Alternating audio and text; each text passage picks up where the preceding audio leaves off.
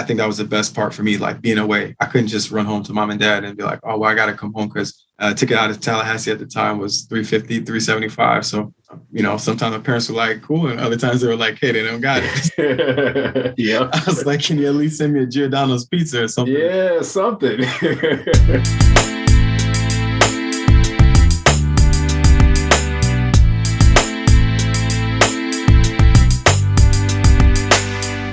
What's up, everybody? Thanks for joining us for another episode of the Black Student Success Podcast, where we bring you insight and guidance from successful Black professionals and students. My name is Selvin, and as always, we appreciate the support. So today we have Omar Alebiosu, and he is the Director of Physical Welfare. So we're going to talk about what that actually means, what his education path looked like, what his career path looked like, and then draw out any misconceptions, based off of, kind of his history and his experiences. So Omar, welcome to the show. How you doing? I'm great, man. Thank you for having me. I appreciate it. Yeah. Thank you for being on. So let's start off how we always do and ask, who is Omar Alebiosu? Well, I'm in my 11th year of education. I'm a director of physical welfare at Niles West High School. I'm a graduate of Niles North, and I've been a director for the last 5 years. So I oversee the PE department. I help out with curriculum, help hire, help oversee our department issues, any egregious things. And then I observe teachers as well. So I evaluate them through their process and make sure to support them in their needs of what they, have throughout their career. So it's been awesome. I still teach one class. So I'm in a varsity PE class, which encompasses varsity athletes. And we do a lot of strength and conditioning, based lifting, agility training too. So that's something that still keeps me connected to the kids. And, that's my outlet of fun for the day. So I can go and still be in the classroom and be able to relate to my staff and my students as well. That's what's up. Yeah. It sounds like you just multifaceted as far as your current role. Correct. The man of many hats. There you go. Yeah. So most directors are doing that. Yeah. Well, yeah. So let's kind of get into that and just even the motivation behind getting into this career of physical education, if you will. What was the motivating piece for you? So my 7th grade PE teacher, when I moved to Skokie, Mr. Pomponi at Old Orchard. So I moved from the city to Skokie. I had played soccer and basketball with a number of kids for years. And I remember going to this new school. And, obviously when you're moving from another school, and for me, it was like the whole struggle of, well, I'm coming from the city to the burbs. And I was already, upset about that. And I met this PE teacher who just had a lot of live energy. He invited me out, to play on the soccer team. And I noticed that he was running around practicing with us. And, then he ended up being my PE teacher. And I was like, man, this is kind of fun. Like you can motivate kids and be a great mentor and practice and like get paid to do this. It seems like something that I would like to do. And as I moved further into my high school career, I just realized that like staying in shape and coaching was something that I loved. And I loved athletics. I was a football player and wrestler. And I just felt like, it'd be a good opportunity to stay connected with kids and mentor them, since I've been doing that as a camp counselor at Robert Crown in Evanston and working as a swimming instructor at the high school at Evanston Township High School too. So it just ended up, coming together. My mom was a teacher, special ed for 35 years at ETHS. My dad worked in the building. So I guess it's just kind of in the blood, and that just led me to that profession, even though I was kind of strayed away from it due to finances. My mom's like, you never make money, but I was like, it's not about that. It's about impacting lives and being a positive role model. So fan off. Yeah, it's kind of cool that you even had that mindset of being in a position of motivating kids kind of early on once you kind of interacted with that one teacher once you moved. So it was really cool to know that you were already kind of getting into that. And then, like you said, there were other things that you got into that helped with that connection with kids, being a camp counselor, probably, just doing sports with your peers at that point. And then you kind of kept going with that track. So it's and it sounds like getting to a point of, now overseeing that, but still kind of also connecting with the kids in this education space was really meant for you. Yeah, I know that, when I was in my younger years, I would always have the high risk kids. And I just felt like I had a really special gift to connect and kind of talk to, our students, and always just relating things, whether it's music or, athletics, and just stories, and just being able to share, right? But like being like a mentor and being someone that they would respect. But I wasn't trying to like be too buddy with them, but I also gave them that space and distance of like, proper respect as like a big brother, father figure, and mentor. So as I grew, and went into PE, I knew that I wanted to have a seat at the table to make an impact for our kids of color in particular. Yeah. Talking to all of our kids and growing up in Skokie allowed me to really respect a whole bunch of different cultures. And I'm Nigerian myself. So that whole coming to America dream and, really wanting to better yourself is like instilled in me. So I always could relate to our kids who were coming from different countries in general. But I really wanted to advocate for our Black and brown students and make sure that, I was a stakeholder. So that's why I pursued my master's and, in educational leadership to obtain my principal license. And, I'm in this position now where I'm able to, like lead a team, and then also really, really make some decisions that are important for our kids, all of our kids, but most importantly, like I said, our kids of color. Yeah, no, and I think it's good that you have that perspective of not only being a kid who grew up in the city, but then also having the experience of, what it's like being, a Black student or just a student of color in the suburbs, and then having the Nigerian part, that ethnicity part, to be able to connect with those who might not be, who had maybe not grew up in America or parents did. So because there's a lot of different sides to those personalities. So it's really good that you have all that together kind of in one package, and that you're able to be a positive impact to those students in that way. Appreciate it. Yeah, absolutely. So now what's one misconception about your career? We can take a look, and, maybe even as young kids, I probably did this myself, where, you see your PE teacher and you maybe just think of them as a gym teacher. They're just there to kind of help you with getting this credit, blah, blah, blah. But obviously, there's a lot more to it. Yeah, there's a lot more to it.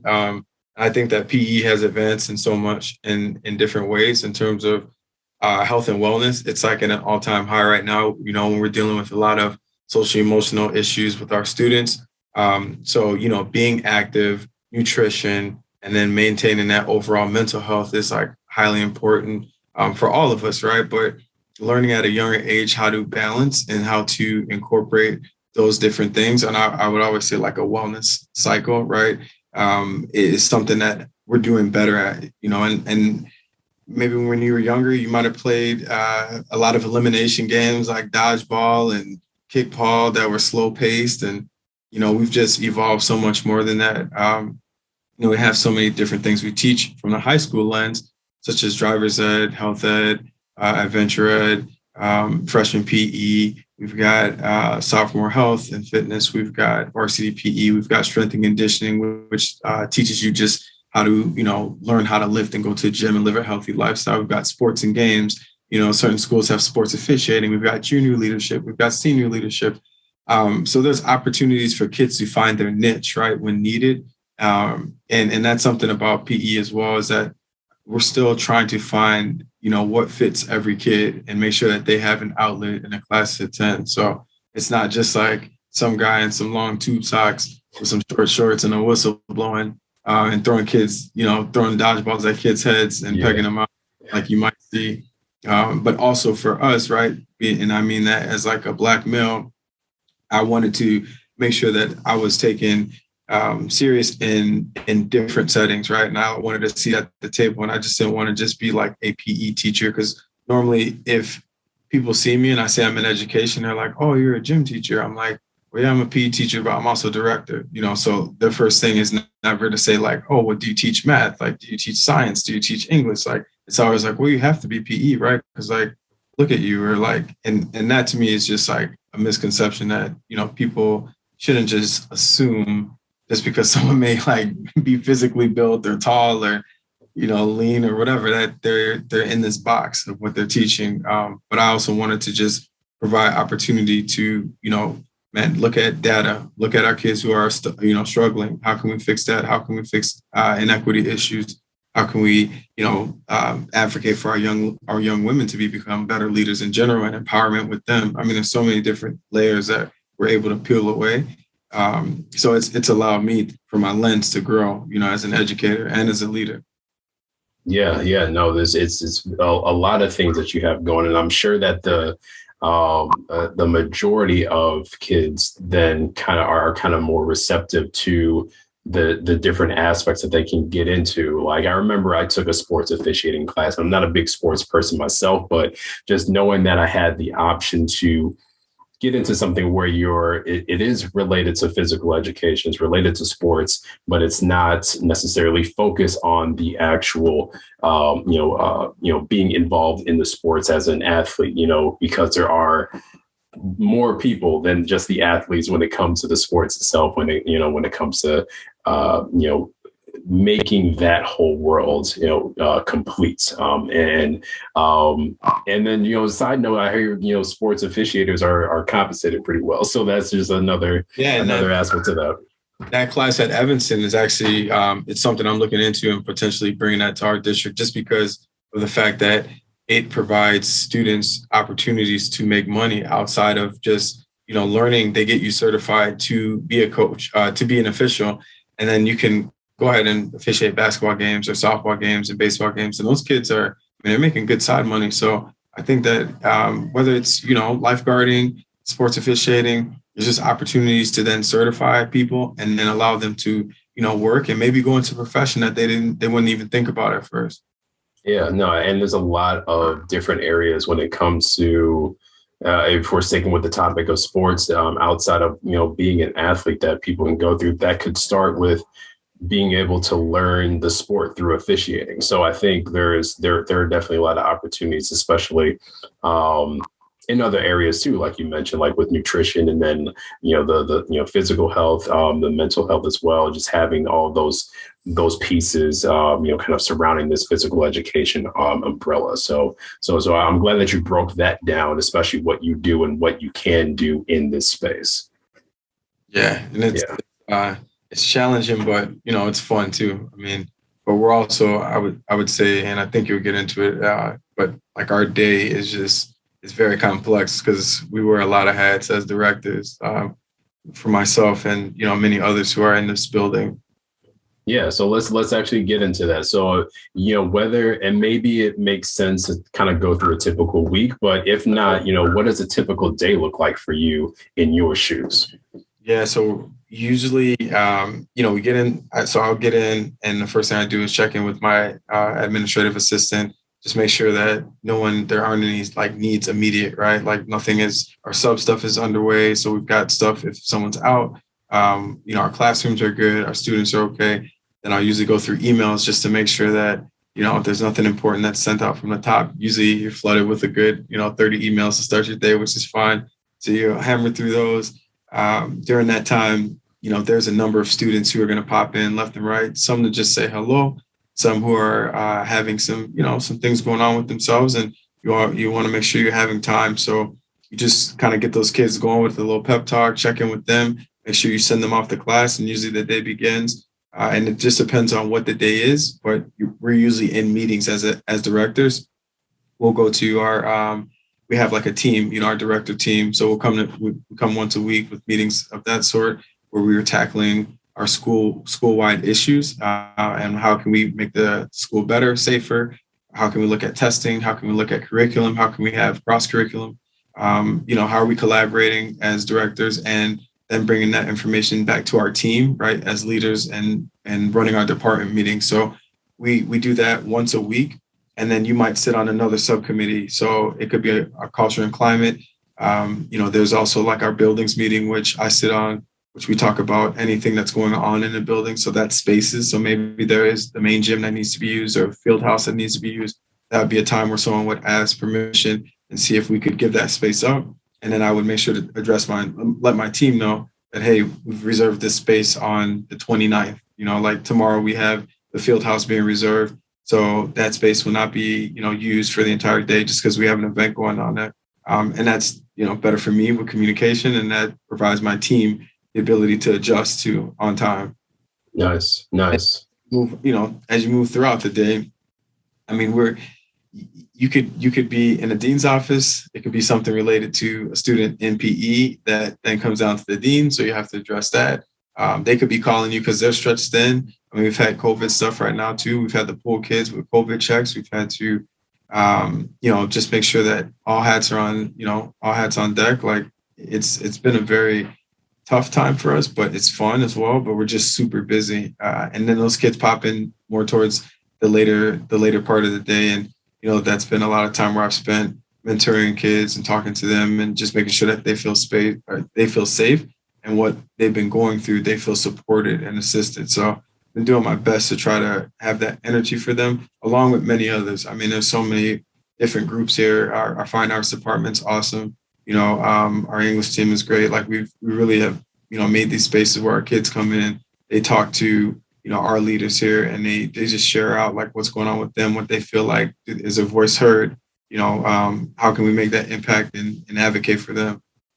Yeah, no, there's a lot of aspects that are just really centered around just being an educator in that sense, where you're where you're having that opportunity, or maybe there's time that's carved out for those students that you're, in response to, or meetings that are already kind of set up in advance. You've got some aspects where you're, managing people and making sure that they're kind of in the right set to kind of keep things going in your area, meeting with the, just the higher, higher education, professionals in case there are bigger things that are kind of coming down your way. So a lot of things happening throughout the day, throughout the week, and being able to have the capacity for those structured times and then those unstructured times, just like any other educator would,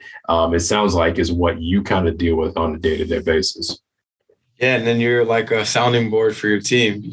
They're going to come in and they've got issues, or maybe they're just expressing ideas, and you want to make sure that you're giving them your time and energy, and people want to come talk to you, and they want to feel valued and supported too. So you just have to always have that kind of open door policy of being able to, assist and then talk through certain things and not take it personal as well, because you're a leader. So it's a lot to balance. You got to look at it as, you want to impact, and you want to be an effective leader. So you got to do a lot of active listening. There you go. Now, speaking of kind of like an open door policy, who opened doors for you? I know that, within your education path, career, as a professional, I'm sure that you ran into some obstacles when it came to, finding the different positions and kind of growing within those positions. But was there anybody that kind of opened any type of opportunity for you, kind of seeing what you were going through and provided that type of support for your growth? Yeah, absolutely. I would definitely say that, it's a huge shout out to, Robert Crown Community Center, and the people that put me in position there to not only have me as I was there as a camper, and then I was a junior counselor, and then I became, I worked at the desk for years. They just put me in leadership roles and provided me that opportunity. So, the George Dotsons, the Rob Lloyds, the Kenny, you think about everyone who has worked there and has played a pivotal role in making sure that, you're a leader, you're protected. I never had an issue there. Kenny Cherry, even when I became a young father and I was in school, I remember they're providing a safe space for my daughter to attend camp there. It could be a last minute sign up. They would have her in. It could be whatever it is. And that allowed me to continue my education while still working, part-time and doing things in the summer. Like, it was just that to me there was never any judgment. Like, hey, you're pushing through, you're trying your best. And I was just running from here to there, but I always had support from them. And then I would just say, on my academic journey, just later in life, there are just certain people who have really played roles in allowing me and helping me to focus, whether it be a state exam that I needed to study for, I could have struggled and had some trials and tribulations through that. And one of my buddies, Steve Lanovich, who's a professor at Memphis, just took time to put me through like a 2-week boot camp. I stayed at his house, and he just saw something special in me, and he like took my whole book and was able to master and knock things out. So I think people come into your lives for reasons. You have to push through adversity, and like I would say with my daughter, I'll let you fall, but I won't let you fail. And a lot of people they've let me fall, but they'll never let me fail, for sure. That's what's up. Yeah, that's got to be impactful to, someone who you probably at some point just kind of see as an employer will take that extra step, see what you're doing, see what you're trying to achieve, and provide that extra support outside of kind of that work relationship. And that's gotta be meaningful. And it sounds like you don't take that for granted as you're kind of trying to do the same thing with, anybody else who you can, serve as a mentor for. I always try to pay it forward. I look through my experience of being in this position, being a young Black male leader in an administrative role, is important to me. But I would never be here if I didn't have that foundation that was built from the beginning, and those people who really saw something that maybe I didn't see in myself at that time. Like I knew I was, I had something special, but it was those people who specifically like were able to pull it out. Along with great parenting, right? I've got a great foundation of my mom and my dad, but that was always like that ingrained, like, you're Nigerian, you're resilient, like you're dominant, you can do everything. And I had that at home, but to have other people outside really say those things and believe in you, it means so much more. So I'm truly a firm believer in it taking a village, to raise a child. Awesome. How would you define success? What does that actually look like for you? Based off of your experiences, your personal beliefs, what is it that makes you successful? Yeah, I think in order to be successful, you have to have, you got to fall. Like you got to have situations where you hit a brick wall, where you aren't able to master a task. You got to go back to the drawing boards.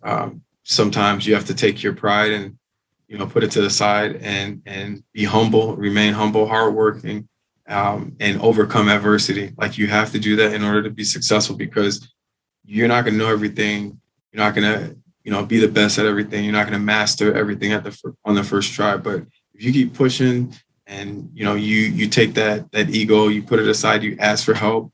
I feel like you can do anything. And honestly, wrestling helped me a lot with that, because it was the discipline of, making weight. It was the discipline of the sport of being one-on-one. And, you have to show up for that match.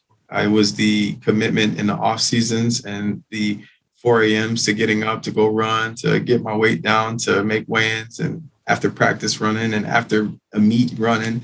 Like all of that grit that I overcome, and also defeat, right, with like losing certain matches, allowed me to prepare just my life in general. Like I'm so battle tested that I will never give up, in anything I do. And I've failed a number of times, whether it be state exams, whether it be,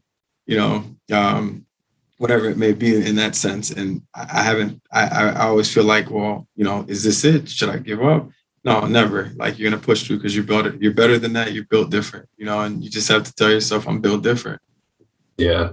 Battle tested is powerful. I like that. That's a really, really good way to put that in. And just the aspect of falling, like you said, to have the experience where everything doesn't go your way. And now you have to look at things a little bit differently. How are you going to achieve or overcome that the next time based off of what you just learned from not getting it? So that's awesome. I appreciate that definition there. Now, lastly, just to kind of get to know you a little bit better, pulling from your experiences, especially now that you are or have been constantly in touch with students.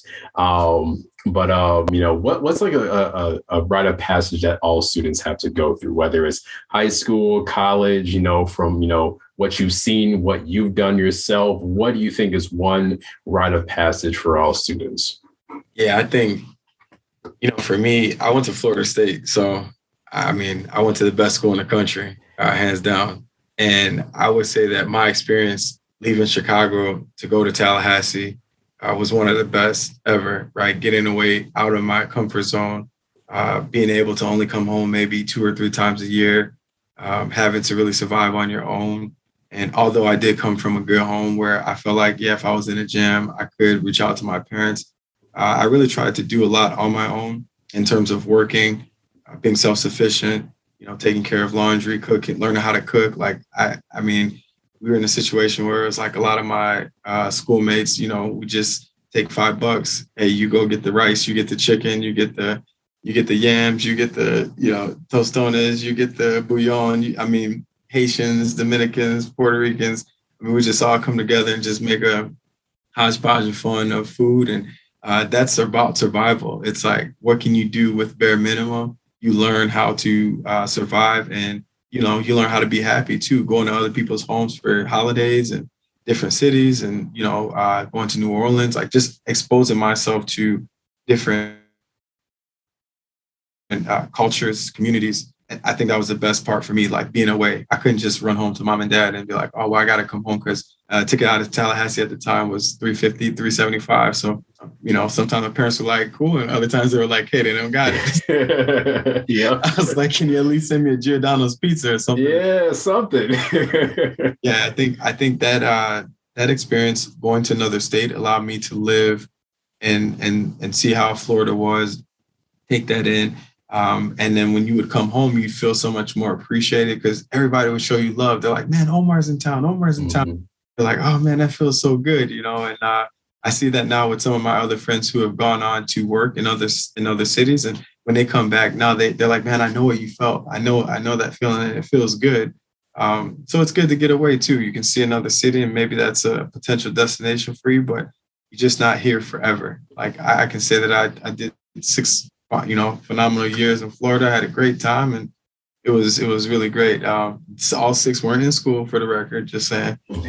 It was fun, and I stretched it out as much as possible. So. Yeah. Having that full circle moment, and then, like you said, those opportunities where you can kind of come back, and everybody's like really excited for you to be back.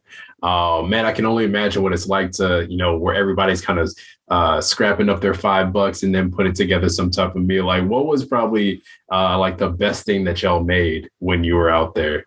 Man, so like, I'm in the South, so these guys, they can cook. And it's crazy because I got a friend named Ron Hooks, man, big country dude. He is like 6'2", 250 pounds. I mean, he could whip anything up, and he's just a master chef. And when he gets on the grill, dude would take a brisket and turn it into something. He'd take ribs, turn them in. I mean, so you learn how to really grill when you go out there, and they look at you different because they're like, man, Chicago, you can't grill, like, all right. And you learn how to actually prep things and grill, and I would say like that part, like I've come back and my ribs are on point, my chicken on the grill, my brisket, I got a smoker now. It's like I've picked up a love and passion for cooking, but I also felt like that allowed me to see happiness, right, of like community. So I just like feeding people. Like when people are like smiling at, like, man, you threw down, like we like that, like, did that. That's awesome. That makes me feel great. Yeah, absolutely. That's so when you can combine the cooking skills of the South and the fact that, we can withstand maybe like 30-degree weather. We're outside with the grill. If you can put those two together, man, it's a wrap. So, that's what's up. So Omar, thanks so much for your time, sharing your experience and everything that you've learned. I'm going to, if people can reach you, or or if anybody has any questions, we can definitely get your contact information, put in the description and everything. Any last words for our audience? No, I just wanted to say thank you for having me. It's been amazing, viewing your podcast. I was excited to be a part of it, and it's just great to see another Black male like yourself doing great positive things, not only exposing others and Black professionals, but also just being, the great father that you are too. So let's stay in contact and support. And, I'd love to have you come and talk to our students potentially for our summit that we do this year, for our Black Teen Summit. So let's just touch base every now and then and see how we can continue to support one another. And who knows, maybe a kid sees interest in what you're doing, and that's something that, they want to pick up. So you never know how you're going to impact, but I would love to have you in with our students. Yeah, no, absolutely. Let's definitely do that. Let's continue to connect and continue to make an impact. So again, Omar, thank you so much for your time. Thanks to everybody who's been watching and listening. Don't forget to follow us on Facebook and Instagram. That's at Inquire Higher. Check out our website, inquirehigher.com. So until next time, peace.